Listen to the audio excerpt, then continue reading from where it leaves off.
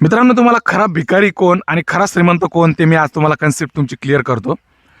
Literally लोक मित्रांनो, जे रिच लोक आहेत ना, ते स्वतःची मानसिक परिस्थिती ठीक करण्यासाठी स्वतःला बारमध्ये घेऊन जातात, स्वतः दारू पितात, त्यानंतर तुमच्या मैद्याच्या रोट्या तोडत बसतात आणि त्यांना वाटतं की आपली मानसिक परिस्थिती, जो आपला स्ट्रेस येतो याच्यातनं कमी होईल. तर रिअल कंडिशन ती नाही भावांनो. ज्यावेळेस तुम्ही वर्कआउट करसाल त्यावेळेस तुमचे हॅपी हार्मोन्स जागे होणार आहेत आणि त्यातूनच तुमचा स्ट्रेस पण कमी होणार आहे. ही कन्सेप्ट लक्षात घ्या.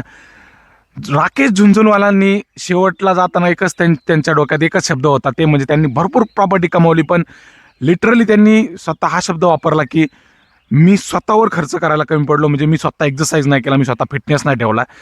मित्रांनो, लिटरली जे रिच लोक आहेत ना, ज्यांचे असे एवढाले वजन वाढले, ढेरे वाढलेत, पोटं वाढलेत, त्यांना ते कमी करता येत नाहीत, ते अक्षरशः एखाद्या फिट माणसाला बघतात ना, त्यावेळेस त्यांच्याकडे एवढा पैसा असून पण आहे ना, ते आपल्याला स्वतःला भिकारी असल्यासारखं समजतात. एवढं लक्षात ठेवा मित्रांनो. किती पण प्रॉपर्टी असू द्या तुमच्याकडे, तुमची जर फिटनेस जर नसेल ना भावांनो, तर काहीच होणार नाहीये.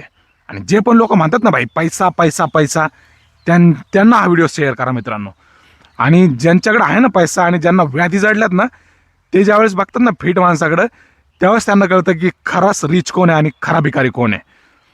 संपला विषय. शेवट, तुम्हाला जर व्हिडिओ पटत असेल तर नक्की शेअर करा त्या मित्राला जो म्हणतो ना नुसता पैसा पैसा, त्याला शेअर करा. आणि नसू द्या तुमच्याकडे पैसा, तुम्ही जर फिटनेस असेल, तुमची जर मनाने तुमची शांती असेल, तुम्हाला रात्रीची व्यवस्थित निवांत रिलॅक्स झोप लागत असेल ना मित्रांनो, सगळ्यात श्रीमंत तुमच्यासारखा कोणीच माणूस नाहीये.